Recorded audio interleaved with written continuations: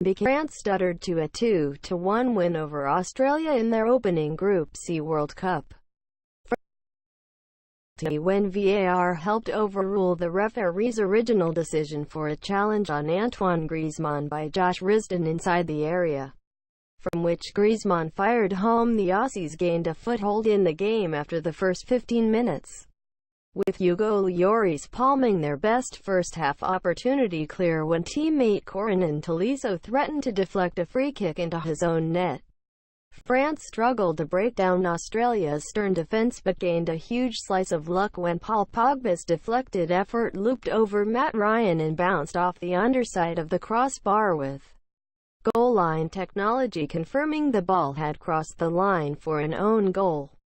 The second, Kylian Mbappe's first World Cup goal, was enough to send France into the last 16 with a 1-0 win against Peru in Group C. The striker slotted home from a deflected Olivier Giroud cross in the 34th minute and became France's youngest ever goal scorer at a major tournament in the process, overtaking David Trezeguet's previous record. The third, Argentina is done at the 2018 World Cup, and France is moving on. The Europeans earned their first ever victory over the South Americans at a World Cup, beating Lionel Messi and company 4-3 after trailing 2-1 early in the second half. Against a weak Argentina defense, France used its speed and fine finishing for their best attacking display at the Cup, knocking out the two-time champs with ease. Though Argentina took a 2-1 lead in the second half, it wasn't going to be enough with an error-prone defense, as Didier Deschamps' team scored 3 quick goals to put it away. Kylian Mbappe stole the show with 2 goals while also winning a penalty kick. Lionel Messi bailed out a poor Argentina team against Nigeria, but there wasn't much he could do to rescue his overmatched midfield and defense against a higher-quality opponent. France was just too good.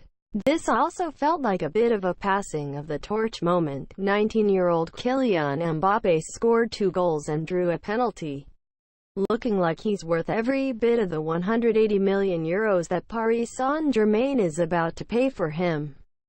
Roberto Martinez's team was held to just 3 shots on frame. Belgium had 64% possession but struggled with the speed of Kylian Mbappe and Antoine Griezmann. A Umtiti header found the back of the net on a corner kick 51 minutes in for the match's lone goal, and he and his fellow defenders kept Belgium from threatening much. Looking like he's worth every bit of the €180 million that Paris Saint-Germain is about to pay for him. France is the first 2018 World Cup semi-finalist after seeing off Uruguay on Friday in the quarter-finals, 2-0. Facing one of 2 South American teams to make it to the quarter-finals, the Europeans managed to do something no other team at the World Cup had been able to do: score multiple goals against the best defensive team around. Raphael Varane scored in the first half. Then Antoine Griezmann scored in the second half on an all-time blunder, as Paul Pogba and company move on to face either Brazil or Belgium. A goal scored on a header early in the second half by Samuel Umtiti, combined with a brilliant defensive performance, was enough to carry France past Belgium 1-0 in Tuesday's semi-final in St. Petersburg. With the win, Les Blues have secured a ticket to the 2018 FIFA World Cup final in Moscow. It's the 3rd time France has reached the final in the last 6 World Cups. An unbelievably disciplined defensive showing from the French team left a talented, attacking Belgium team with few options. 2 years after losing the Euro 2016 at home, France is now 1 win away from its 2nd World Cup title as it seeks redemption at the highest of stages. Umtiti's header was the perfect start to the second half for France, sending the blue fans into a frenzy. France and Croatia will face off in the World Cup final this Sunday after winning their semi-finals matches, and it's a contest that is loaded with talent. Even the average soccer fan knows just how stacked France is, but Croatia is a team that also has its fair share of superstars who have helped carry this team. But which has the edge when it comes to the different lines and more?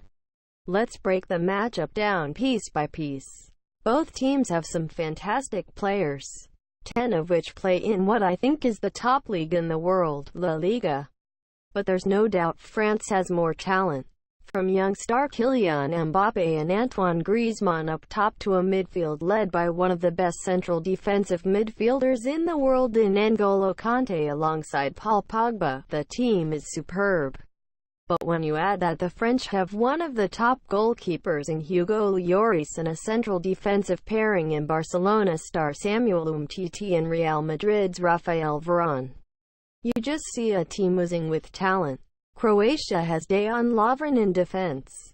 That's all you need to know. Look, I think Daniel Subasic is a fine goal. He's been so good for Monaco over the years and can pull off some massive saves.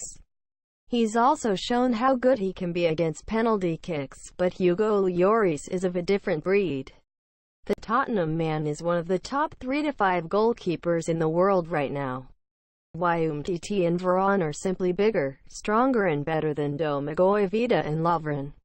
The Croatian defense isn't a bad pair by any means, but France's is so much quicker and better.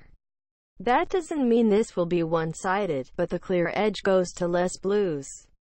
And France will win the World Cup 2018 in final.